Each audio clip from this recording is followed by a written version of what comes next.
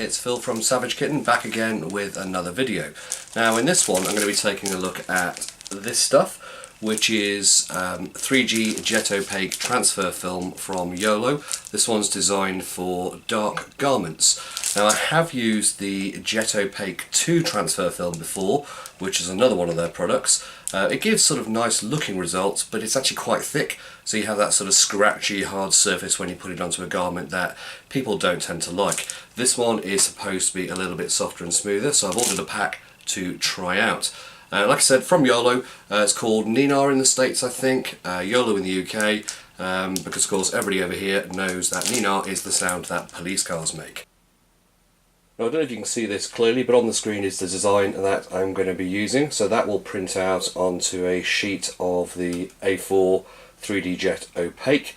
I've put a offset border around the outside edge of it, so when it is cut out there'll be a white border showing.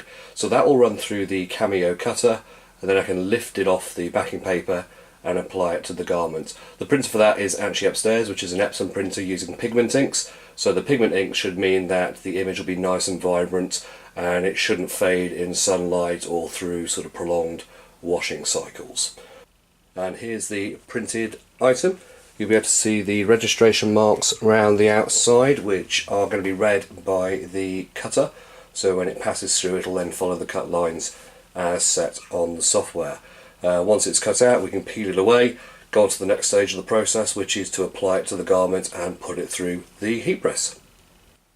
And there we have it out from the cutter. So the settings that I used on the Cameo were a blade setting of 1, had a speed of 3 and a force or thickness of 3 as well. So there's the design away from the backing and with the excess material trimmed away. I did find that whilst trying to peel it, it didn't come freely away from where the cut line was, so I'm guessing I'd either have to increase the force or thickness or possibly put it to have a second pass, especially if I was going to be doing something a bit more intricate. It was probably harder than it should have been, so I might try some alternate settings later on and see how those go. For the t-shirt I'm going to be using this children's cotton Gildan ring spun, size medium. The suggested pressing times are 175 degrees and between 20 and 30 seconds within the press, so I'll probably give it 25 as a starter. Once the press is up to temperature, I'll give the t-shirt a quick pre-press just to make sure there's no moisture in it, and then we'll pop the design on. Okay, so it's at temperature. Let's give the t-shirt a quick pre-press.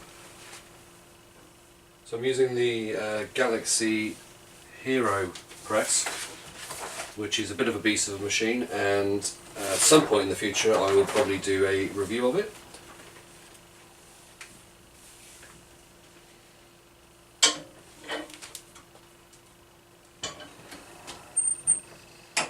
Just give it a few seconds. I normally give it about 5 when I'm pre-pressing.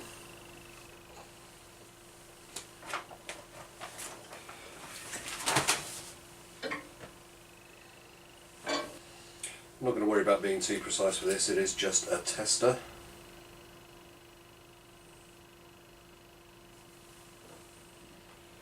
That should do the job. I'm just going to put a tiny bit of heat tape right at the top, just to hold it in place while I pop it onto the press.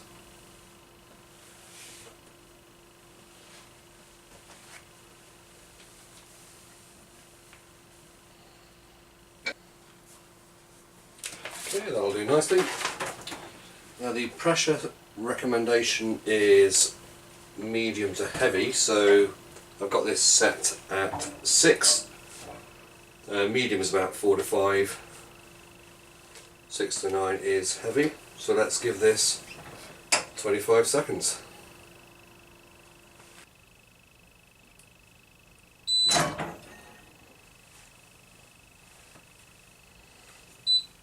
Right, I'm going to switch that off now, let that cool down.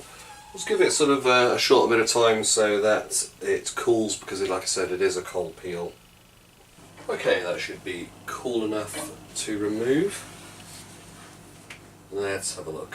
What have we got?